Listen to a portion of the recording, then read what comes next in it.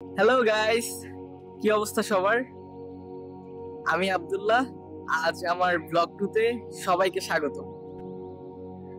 একটা কথা, এই ভিডিওটা শুধুমাত্র শিক্ষা ও সচেতনতার জন্য করছি, কেউ খারাপভাবে নেবেন না।